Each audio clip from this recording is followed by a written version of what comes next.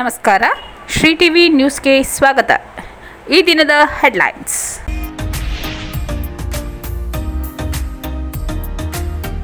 ಗೃಹ ಆರೋಗ್ಯ ಯೋಜನೆಗೆ ಶಾಸಕರಾದ ಸಿ ಪುಟ್ಟರಂಗಶೆಟ್ಟಿ ಅವರಿಂದ ಚಾಲನೆ.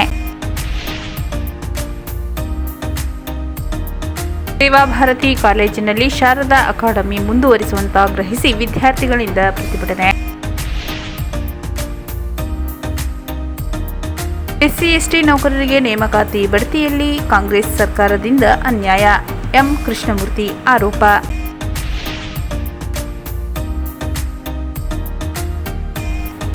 ಮನೆ ಮನೆಗೆ ಮಾಚಿದೇವ ಆಹ್ವಾನ ಪತ್ರಿಕೆ ಬಿಡುಗಡೆ.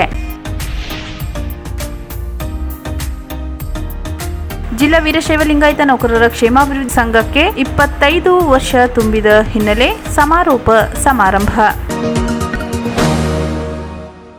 ಗೃಹ ಆರೋಗ್ಯ ಯೋಜನೆಗೆ ಶಾಸಕರಾದ ಸಿ ಪುಟ್ಟರಂಗಶೆಟ್ಟಿ ಅವರಿಂದ ಚಾಲನೆ. ಬಾಗಿಲಲ್ಲಿಯೇ ವಿವಿಧ ಆರೋಗ್ಯ ಸಮಸ್ಯೆಗಳನ್ನು ಪತ್ತೆ ಹಚ್ಚಿ ಔಷಧ ವಿತರಿಸುವ ಗೃಹ ಆರೋಗ್ಯ ಯೋಜನೆಗೆ ಎಂಎಸ್ಐಎಲ್ ಅಧ್ಯಕ್ಷರು ಹಾಗೂ ಶಾಸಕರಾದ ಸಿ ಪುಟ್ಟರಂಗಶೆಟ್ಟಿ ಹಾಗೂ ಜಿಲ್ಲಾ ಪಂಚಾಯತ್ನ ಮುಖ್ಯ ಕಾರ್ಯನಿರ್ವಾಹಕ ಅಧಿಕಾರಿ ಮೋನಾ ರೋತ್ರ ಅವರು ನಗರದಲ್ಲಿಂದು ಚಾಲನೆ ನೀಡಿದರು. ನಗರದ ಪ್ರವಾಸಿ ಮಂದಿರದಲ್ಲಿ ಶಾಸಕರಾದ ಸಿ ಪುಟ್ಟರಂಗಶೆಟ್ಟಿ ಅವರು ಸ್ವತಃ ಆರೋಗ್ಯ ತಪಾಸಣೆ ಮಾಡಿಸಿಕೊಳ್ಳುವ ಮೂಲಕ ಹಾಗೂ ಜಿಲ್ಲಾ ಪಂಚಾಯತ್ನ ಮುಖ್ಯ ಕಾರ್ಯನಿರ್ವಾಹಕ ಅಧಿಕಾರಿ ಮೋನಾ ರೋತ್ರ ಅವರು ತಮ್ಮ ಗೃಹದಲ್ಲಿ ಆರೋಗ್ಯ ತಪಾಸಣೆಗೆ ಒಳಗಾಗುವ ಮೂಲಕ ಗೃಹ ಆರೋಗ್ಯ ಯೋಜನೆಗೆ ಚಾಲನೆ ನೀಡಿದರು.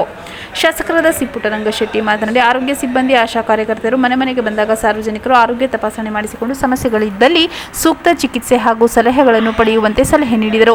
ಮನೆಯಲ್ಲಿ ಆರೋಗ್ಯ ತಪಾಸಣೆಗೆ ಒಳಗಾದ ಜಿಲ್ಲಾ ಪಂಚಾಯತ್ ಮುಖ್ಯ ಕಾರ್ಯನಿರ್ವಾಹಕ ಅಧಿಕಾರಿ ಮೋನಾ ರೋತ್ ಮಾತನಾಡಿ, ಗೃಹ ಆರೋಗ್ಯ ಯೋಜನೆಯಡಿ ಮನೆ ಮನೆಗೆ ಭೇಟಿ ನೀಡಿ ಆರೋಗ್ಯ ಪರಿಶೀಲಿಸಲಾಗುತ್ತಿದೆ.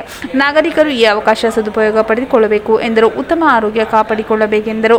ಜಿಲ್ಲಾ ಸರ್ವೇಕ್ಷಣಾಧಿಕಾರಿ ಸುಂದರೇಶ್ ಮಾಹಿತಿ ನೀಡಿ, ಗೃಹ ಆರೋಗ್ಯ ಯೋಜನೆಯಡಿ ಆರೋಗ್ಯ ಸಿಬ್ಬಂದಿ ಮನೆ ಮನೆಗೆ ನೀಡಿ ಆರೋಗ್ಯ ಸಮಸ್ಯೆ ಇರುವವರನ್ನು ಗುರುತಿಸಿ ತಜ್ಞ ವೈದ್ಯರಲ್ಲಿ ಸಲಹೆ ಮತ್ತು ಚಿಕಿತ್ಸೆ ಪಡೆಯಲು ಜಾಗೃತಿ ಮೂಡಿಸಲಿದ್ದಾರೆ.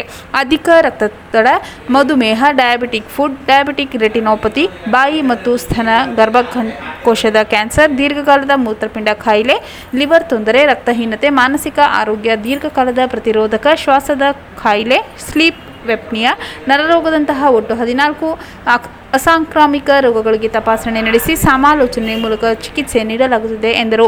ಈ ಸಂದರ್ಭದಲ್ಲಿ ತಾಲೂಕು ಆರೋಗ್ಯ ಅಧಿಕಾರಿ ಡಾಕ್ಟರ್ ಶ್ರೀನಿವಾಸ್, ಇತರ ಮುಖಂಡರು, ಸಮುದಾಯದ ಆರೋಗ್ಯ ಅಧಿಕಾರಿಗಳು, ಪ್ರಯೋಗಶಾಲಾ ತಂತ್ರಜ್ಞರು ಉಪಸ್ಥಿತರಿದ್ದರು. ಸೇವಾ ಭಾರತಿ ಕಾಲೇಜಿನಲ್ಲಿ ಶಾರದಾ ಅಕಾಡೆಮಿ ಮುಂದುವರಿಸುವಂತೆ ಆಗ್ರಹಿಸಿ ವಿದ್ಯಾರ್ಥಿಗಳಿಂದ ಪ್ರತಿಭಟನೆ. ನಗರದ ಸೇವಾ ಭಾರತಿ ಕಾಲೇಜು ಆವರಣದಲ್ಲಿ ಜಮಾಯಿಸಿದ ವಿದ್ಯಾರ್ಥಿಗಳು ಹಾಗೂ ಪೋಷಕರು ಸೇವಾ ಭಾರತಿ ಸಂಸ್ಥೆ ವಿರುದ್ಧ ಆಕ್ಷೇಪ ವ್ಯಕ್ತಪಡಿಸಿ ಒಪ್ಪಂದದಂತೆ ಶಾರದಾ ಅಕಾಡೆಮಿಯನ್ನು ಮುಂದುವರಿಸಬೇಕೆಂದು ಪಟ್ಟು ಹಿಡಿದರು.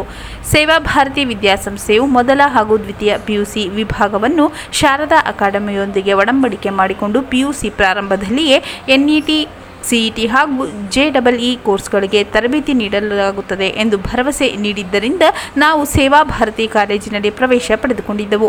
ಆದರೆ ಈಗ ಏಕಾಏಕಿ ಶಾರದಾ ಅಕಾಡೆಮಿಯೊಂದಿಗೆ ಮಾಡಿಕೊಂಡಿದ್ದ ಒಪ್ಪಂದವನ್ನು ಕೈಬಿಟ್ಟು ನಾವೇ ಉತ್ತಮ ಶಿಕ್ಷಣ ಕೊಡುತ್ತೇವೆಂದು ಹೇಳುತ್ತಿದ್ದಾರೆ ಎಂದು ವಿದ್ಯಾರ್ಥಿಗಳು ಆರೋಪಿಸಿದರು. ಆದ್ದರಿಂದ ದ್ವಿತೀಯ ಪಿಯುಸಿ ವಿಜ್ಞಾನ ವಿಭಾಗದ ವಿದ್ಯಾರ್ಥಿಗಳು ನಮಗೆ ಶಾರದಾ ಅಕಾಡೆಮಿಯೇ ಮುಂದುವರಿಯಬೇಕು, ಇಲ್ಲವೇ ನಮಗೆ ಟಿಸಿ ಹಾಗೂ ಕಟ್ಟಿರುವ ಕಾಲೇಜಿನ ಫೀಸನ್ನು ವಾಪಸ್ ನೀಡಬೇಕೆಂದು ಒತ್ತಾಯಿಸಿದರು. ಈ ವೇಳೆ ಸೇವಾ ಭಾರತಿ ವಿದ್ಯಾಸಂಸ್ಥೆಯ ಬಾಲಸುಬ್ರಹ್ಮಣ್ಯ ಮಾತನಾಡಿ, ನಮ್ಮ ಸಂಸ್ಥೆಗೂ ಶಾರದಾ ಅಕಾಡೆಮಿಗೂ ಆಂತರಿಕ ಕಾರಣದಿಂದ ಒಪ್ಪಂದವನ್ನು ಕೈಬಿಡಲಾಗಿದೆ. ಈ ಸಂಬಂಧ ಶನಿವಾರ ಕಾಲೇಜಿನಲ್ಲಿ ವಿದ್ಯಾರ್ಥಿಗಳು, ಪೋಷಕರು ಹಾಗೂ ಶಾರದಾ ಅಕಾಡೆಮಿಯೊಂದಿಗೆ ಸಭೆ ನಡೆಸಿ ಅಂತಿಮ ಮಾಡಲಾಗುವುದು ಎಂದರು. ಒಂದು ವೇಳೆ ಅಕಾಡೆಮಿಯನ್ನು ಕೈಬಿಟ್ಟರೆ ಅವರಿಗಿಂತಲೂ ಉತ್ತಮವಾದ ಉಪನ್ಯಾಸಕರನ್ನು ಕರೆಸಿ ಶಿಕ್ಷಣ ಕೊಡಿಸಲಾಗುವುದೆಂದು ಭರವಸೆ ನೀಡಿದರು. ಟಿಗಳನ್ನು ಕೊಡ್ತೀವಿ ಅಂತ ಏನು ಪ್ರಾಮಿಸ್ ಮಾಡಿದ್ದೀವಿ ಅದರಂತೆ ಆ ಪಾಠಗಳನ್ನು ನಾವು ಮುಂದುವರಿಸ್ಕೊಂಡು ಹೋಗುವಂಥದ್ದು ನಾವು ಮಾಡ್ತೀವಿ. ಯಾವುದೇ ಪೋಷಕರು ಆತಂಕಕ್ಕೆ ಒಳಗಾಗುವಂಥ ಅವಶ್ಯಕತೆ ಇಲ್ಲ ಅನ್ನುವಂಥದ್ದನ್ನು ನಾವು ಮನವಿ ಮಾಡಿಕೊಡ್ತೀವಿ. ಸತೀಶ್ ಅಂತ ಶಾರದಾ ಅಕಾಡೆಮಿ ಮತ್ತು ಶಾರದಾ ವಿಜ್ಞಾನ ಎರಡು ಮಂದಿನಿ. ಸೊ ನಾವು ಜೊತೆ ಟೈಅಪಾಗಿ MOU ಆಗಿ ಸ್ಟ್ರೆಂತ್ ಎಲ್ಲ ಮಾಡಿ ಸರ್ ಜೊತೆಗಿರೋ ಕಾಲೇಜು ಏನು ಸ್ಟ್ರೆಂತ್ 50 ಜನ 30ರಿಂದ 50 ಜನ ಫೇಲ್ ಆಗಿ ಕ್ಲಾಸ್ ರಿಸಲ್ಟು ನಮ್ಮನ್ನು ಕರೆಸಿ ಮಾತಾಡಿ MOU ಮಾಡ್ಕೊಂಡು ಇದು ಇಂಪ್ರೂವ್ಮೆಂಟ್ ಮಾಡೋಣ ಅಂತ ಸ್ವಲ್ಪ ಕರೆಸಿ. ಸೊ ನಾವೆಲ್ಲ ನೈಟೆಲ್ಲ ಎಲ್ಲರ ಮನೆಗೂ. ಎಸ್ಸಿ ಎಸ್ಟಿ ನೌಕರರಿಗೆ ನೇಮಕಾತಿ ಬಡ್ತಿಯಲ್ಲಿ ಕಾಂಗ್ರೆಸ್ ಸರ್ಕಾರದಿಂದ ಅನ್ಯಾಯ. ಎಂ ಕೃಷ್ಣಮೂರ್ತಿ ಆರೋಪ. ಅಧಿಕಾರಕ್ಕಾಗಿ ದಲಿತ ಪರ ಎಂದು ಹೇಳಿಕೊಳ್ಳುತ್ತಿರುವ ಸಿದ್ದರಾಮಯ್ಯ ಹಾಗೂ ಕಾಂಗ್ರೆಸ್ ಸರ್ಕಾರ ರಾಜ್ಯದ 31 ಜಿಲ್ಲೆಗಳಲ್ಲಿ ಕೇವಲ 1 ಜಿಲ್ಲೆಗೆ ಮಾತ್ರ SC/STಗೆ ಸೇರಿದ ಜಿಲ್ಲಾಧಿಕಾರಿಯನ್ನು ನೇಮಕ ಮಾಡಿದೆ. ಆ ಮೂಲಕ SC/ST ಜನಾಂಗದ IAS ಅಧಿಕಾರಿಗಳಿಗೆ ಜಿಲ್ಲಾಧಿಕಾರಿಯಂತಹ ಮಹತ್ವದ ಹುದ್ದೆ ನೀಡದೆ ವಂಚನೆ ಮಾಡಿದೆ ಎಂದು ಬಹುಜನ ಸಮಾಜ ಪಕ್ಷದ ರಾಜ್ಯಾಧ್ಯಕ್ಷ ಎಂ ಕೃಷ್ಣಮೂರ್ತಿ ಆರೋಪಿಸಿದರು. ಸುದ್ದಿಗೋಷ್ಠಿಯಲ್ಲಿ ಮಾತನಾಡಿದ ಅವರು, ರಾಜ್ಯದ ವಿವಿಧ ಇಲಾಖೆಗಳಲ್ಲಿ ಮುಂಬಡ್ತಿಗೆ ಅರ್ಹರಾಗಿರುವ SC/ST ನೌಕರರಿಗೆ ಸಕಾಲದಲ್ಲಿ ಬಡ್ತಿ ನೀಡದೆ ವಂಚನೆ ಮಾಡಲಾಗುತ್ತಿದೆ. ಸಾಂವಿಧಾನಿಕವಾಗಿ ಸಂಸ್ಥೆಯಾಗಿರುವ ಶಾಸಕ ನರೇಂದ್ರ ಸ್ವಾಮಿ ನೇತೃತ್ವದ ಸನ್ನಿಧಾನ ಸಮಿತಿ ಆದೇಶವನ್ನು ಕಡೆಗಣಿಸಿ SC/ST ಜನಾಂಗದ 80 ಉಪನ್ಯಾಸಕರಿಗೆ ಅನ್ಯಾಯ ಮಾಡಲೆಂದೇ ಇತರರಿಗೆ ಬಡ್ತಿ ನೀಡಲಾಗಿದ್ದು, ಆ ಮೂಲಕ ಸಮಿತಿಗೆ ಯಾವುದೇ ಮಹತ್ವ ಇಲ್ಲ ಎಂದು ಸಾಬೀತುಪಡಿಸಿದೆ ಎಂದರು. ಇಂಧನ ಇಲಾಖೆ, ಸಮಾಜ ಕಲ್ಯಾಣ ಇಲಾಖೆ, ಕೃಷಿ ಇಲಾಖೆ, ಪೊಲೀಸ್ ಇಲಾಖೆ, ಅರಣ್ಯ ಇಲಾಖೆ, ಸಾರಿಗೆ ಇಲಾಖೆಗಳಲ್ಲಿ ಬಡ್ತಿ ನೀಡದೆ ಅನ್ಯಾಯ ಎಸಗಲಾಗಿದೆ. SC/ST ನೌಕರರಿಗೆ ಇಷ್ಟೆಲ್ಲ ಅನ್ಯಾಯವಾಗುತ್ತಿದ್ದರೂ ಕೂಡ SC/ST ಜನಾಂಗದ ಕ್ಯಾಬಿನೆಟ್ ಸಚಿವರು ಹಾಗೂ ಮೀಸಲು ಕ್ಷೇತ್ರಗಳಿಂದ ಗೆದ್ದಿರುವ ಶಾಸಕರು ಬಾಯಿ ಮುಚ್ಚಿಕೊಂಡು ಕೂಳುತ್ತಿರುವುದು ವಿಪರ್ಯಾಸ ಎಂದರು. ಅಲ್ಲದೆ ಕಳೆದ 2.5 ವರ್ಷಗಳಿಂದ SC/ST ಆಯೋಗಕ್ಕೆ ಅಧ್ಯಕ್ಷರನ್ನೇ ನೇಮಕ ಮಾಡದಿರುವುದು ಕಾಂಗ್ರೆಸ್ ಸರ್ಕಾರದ ದಲಿತ ವಿರೋಧಿ ನೀತಿಗೆ ಸಾಕ್ಷಿಯಾಗಿದೆ. ಕೂಡಲೇ ಸಿದ್ದರಾಮಯ್ಯ ನೇತೃತ್ವದ ಕಾಂಗ್ರೆಸ್ ಸರ್ಕಾರ ಈ ಅನ್ಯಾಯವನ್ನು ಸರಿಪಡಿಸದಿದ್ದರೆ ಈ ದಲಿತ ವಿರೋಧಿ ನೀತಿ ಖಂಡಿಸಿ ಮುಂದಿನ ದಿನಗಳಲ್ಲಿ BSP ಪಕ್ಷದ ವತಿಯಿಂದ ಹೋರಾಟ ಮಾಡಬೇಕಾಗುತ್ತದೆ ಎಂದು ಎಚ್ಚರಿಸಿದರು. ಸುದ್ದಿಗೋಷ್ಠಿಯಲ್ಲಿ BSP ರಾಜ್ಯ ಕಾರ್ಯದರ್ಶಿ ಎನ್ ನಾಗಯ್ಯ, ರಾಜ್ಯ ಸಮಿತಿ ಸದಸ್ಯ ಬ್ಯಾಡಮೂರ್ಲು ಬಸವಣ್ಣ, ಜಿಲ್ಲಾ ಉಸ್ತುವಾರಿ ಪುಟ್ಟಸ್ವಾಮಿ, ಜಿಲ್ಲಾಧ್ಯಕ್ಷ ಕೃಷ್ಣಮೂರ್ತಿ, ಜಿಲ್ಲಾ ಪ್ರಧಾನ ಕಾರ್ಯದರ್ಶಿ ಪ್ರಕಾಶ್, ಮುಖಂಡ SP ಮಹೇಶ್ ಉಪಸ್ಥಿತರಿದ್ದರು. ಮನೆ ಮನೆಗೆ ಮಾಚಿದೇವ ಆಹ್ವಾನ ಪತ್ರಿಕೆ ಬಿಡುಗಡೆ. ಸಮಾಜ ಮತ್ತು ಸಮುದಾಯದ ಒಳಿತಿಗಾಗಿ ಮಾಚಿದೇವರು ನಮಗೆ ಆದೇಶ ಮಾಡುತ್ತಾರೋ ಅಂತಹ ಕಾರ್ಯಕ್ರಮವನ್ನು ನಾವು ಪ್ರಾಮಾಣಿಕವಾಗಿ ಮಾಡುತ್ತೇವೆ.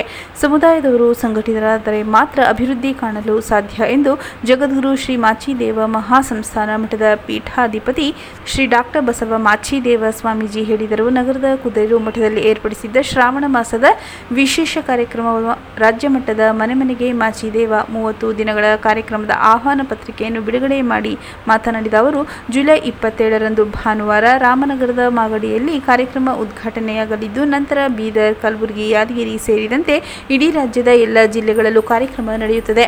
ಆಗಸ್ಟ್ 27ರಂದು ತುಮಕೂರಿನಲ್ಲಿ ಸಮಾರೋಪ ಏರ್ಪಡಿಸಲಾಗಿದೆ ಎಂದರು. ಅದೇ ರೀತಿ ಆಗಸ್ಟ್ 13ರಂದು ಮೈಸೂರಿನಲ್ಲಿ ಕಾರ್ಯಕ್ರಮ ನಡೆಯಲಿದ್ದು, ಕಾರ್ಯಕ್ರಮದಲ್ಲಿ ಯಾವುದೇ ಆಡಂಬರ ಇರಬಾರದು. ಹಾರ, ತುರಾಯಿ, ಶಾಮಿಯಾನ, ಊಟೋಪಚಾರ ಬೇಡ. ಕಡಿಮೆ ಖರ್ಚಿನಲ್ಲಿ ಸಮಾರಂಭ ನಡೆಸಿ ನಾವು ಮಾದರಿಯಾಗೋಣ. ಉಳಿದಂತೆ ಸಮುದಾಯದ ಪ್ರತಿಭಾವಂತ ವಿದ್ಯಾರ್ಥಿಗಳು ಮತ್ತು ಸಾಧಕರನ್ನು, ಕ್ಷೇತ್ರದ ಜನಪ್ರತಿನಿಧಿಗಳನ್ನು ಗೌರವಿಸಿ ಕೇವಲ ಕಡಲೆಪುರೆ, ಸಕ್ಕರೆ ಹಂಚಿ ಕಾರ್ಯಕ್ರಮ ಮುಗಿಸಬೇಕು. ನಮ್ಮ ಉದ್ದೇಶ ಮನೆ ಮನೆಗೆ ಮಾಚಿದೇವರ ಸಂದೇಶ ಹರಡಬೇಕು. ಆ ಮೂಲಕ ಸಮುದಾಯದ ಬಂಧುಗಳು ಸಂಘಟಿತರಾಗಬೇಕೆಂದು ಶ್ರೀಗಳು ಸಲಹೆ ನೀಡಿದರು. ಮೈಸೂರು ಜಿಲ್ಲೆಯಲ್ಲಿ ತಾಲೂಕಿಗೆ ಒಬ್ಬರಂತೆ ಶ್ರೀಮಠಕ್ಕೆ ಸದಸ್ಯರಾಗಿ ಮಾಡಿಕೊಳ್ಳುತ್ತೇವೆ. ಅದರ ಅವಧಿ 1 ವರ್ಷವಿರುತ್ತದೆ. ನಂತರ ಬೇರೆಯವರಿಗೆ ಅವಕಾಶ ನೀಡಲಾಗುವುದು. ಸೇವಾ ಮನೋಭಾವ ಇರುವ ವ್ಯಕ್ತಿಗಳನ್ನು ನೀವೇ ಆಯ್ಕೆ ಮಾಡಿ ಕಳಿಸಿ ಎಂದರು.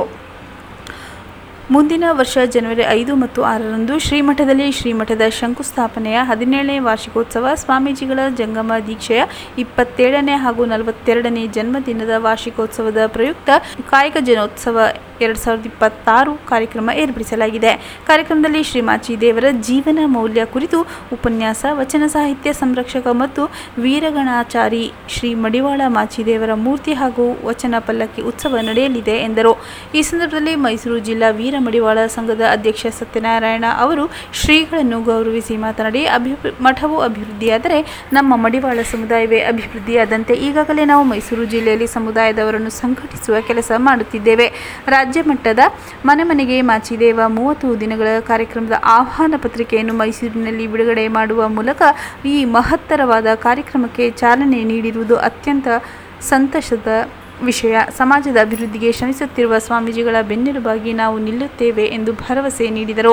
ಕಾರ್ಯಕ್ರಮದಲ್ಲಿ ಮೈಸೂರು ಜಿಲ್ಲಾ ವೀರ ಮಡಿವಾಳರ ಸಂಘದ ಗೌರವಾಧ್ಯಕ್ಷ ಕೇಶವ್, ಉಪಾಧ್ಯಕ್ಷ CS ಮಹೇಶ್, ಹುಣಸೂರು ತಾಲೂಕು ಅಧ್ಯಕ್ಷ ಚಿಲ್ಕುಂದ ರವಿ, ಕಾರ್ಯದರ್ಶಿ ರಾಘು, ಹೊಸರಾಮನಹಳ್ಳಿ, ಸಾಲಿಗ್ರಾಮ ಅಧ್ಯಕ್ಷ ಹರ್ಷವರ್ಧನ್, ಉಪಾಧ್ಯಕ್ಷ ಬಲರಾಮ್, ಪ್ರಧಾನ ಕಾರ್ಯದರ್ಶಿ ವಿಶ್ವನಾಥ್, ಸಂಘದ ಪದಾಧಿಕಾರಿಗಳು ರಾಮಪುರದ ಮಹೇಶ್, ಶ್ರೀರಾಮ್, ನಂಜನಗೂಡಿನ ಚಂದ್ರು, ಉಪಾಧ್ಯಕ್ಷ ಮಹೇಶ್, ನಂಜನಗೂಡು ತಾಲೂಕಿನ ಅಧ್ಯಕ್ಷ ಪ್ರಸನ್ನ, ನರಸೀಪುರ ತಾಲೂಕಿನ ಕುರುಬೂರು ಮಹದೇವ ಸ್ವಾಮಿ, ಮೈಸೂರು ಜಿಲ್ಲಾ ಸಂಚಾಲಕ ಹನಗೂಡು ಬಸವರಾಜ್, ಕೆಂಪಲ್ ಶ್ರೀರಾಮುಲು, ಹುಣಸೂರು ಪ್ರಭಾಕರ್ ಸೇರಿದಂತೆ ಇತರರು ಹಾಜರಿದ್ದರು. ಜಿಲ್ಲಾ ವೀರಶೈವ ಲಿಂಗಾಯತ ನೌಕರರ ಕ್ಷೇಮಾಭಿವೃದ್ಧಿ ಸಂಘಕ್ಕೆ 25 ವರ್ಷ ತುಂಬಿದ ಹಿನ್ನೆಲೆ ಸಮಾರೋಪ ಸಮಾರಂಭ.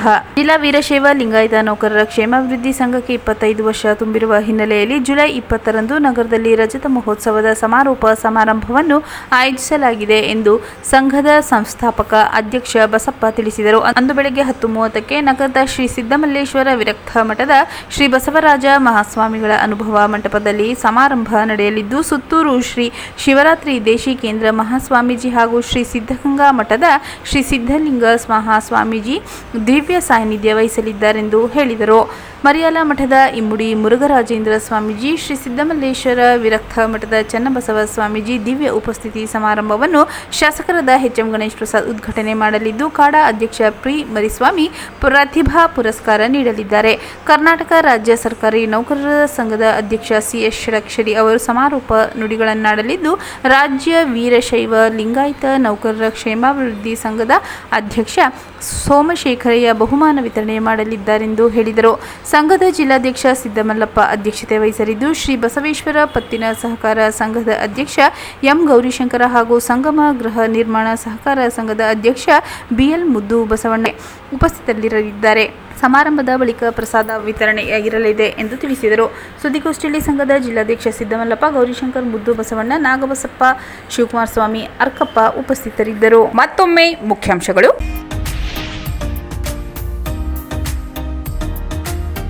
ಗೃಹ ಆರೋಗ್ಯ ಯೋಜನೆಗೆ ಶಾಸಕರಾದ ಸಿ. ಪುಟ್ಟರಂಗಶೆಟ್ಟಿ ಅವರಿಂದ ಚಾಲನೆ. ಸೇವಾಭಾರತಿ ಕಾಲೇಜಿನಲ್ಲಿ ಶಾರದಾ ಅಕಾಡೆಮಿ ಮುಂದುವರಿಸುವಂತೆ ಆಗ್ರಹಿಸಿ ವಿದ್ಯಾರ್ಥಿಗಳಿಂದ ಪ್ರತಿಭಟನೆ.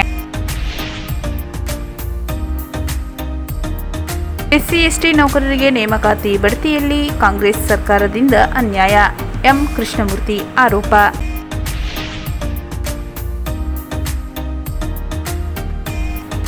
ಮನೆ ಮನೆಗೆ ಮಾಚಿದೇವ ಆಹ್ವಾನ ಪತ್ರಿಕೆ ಬಿಡುಗಡೆ. ಜಿಲ್ಲಾ ವೀರಶೈವ ಲಿಂಗಾಯತ ನೌಕರರ ಕ್ಷೇಮಾಭಿವೃದ್ಧಿ ಸಂಘಕ್ಕೆ 25 ವರ್ಷ ತುಂಬಿದ ಹಿನ್ನೆಲೆ ಸಮಾರೋಪ ಸಮಾರಂಭ.